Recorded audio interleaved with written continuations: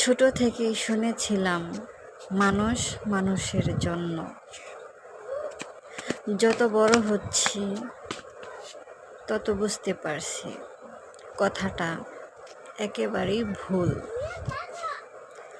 মানুষের জীবনের সবচেয়ে কাছের মানুষগুলা ছিল না কেন ফুল সবচেয়ে বেশি কষ্ট দেয়, আঘাত দেয়, হিংসা করে, ওই যে ফুল ছিল ক্ষতি করার চেষ্টা করে।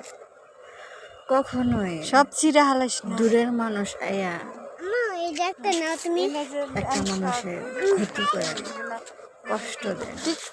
সবচেয়ে কাছের মানুষ যারা, তারাই সবচেয়ে বেশি ক্ষতি করে, কষ্ট দেয়।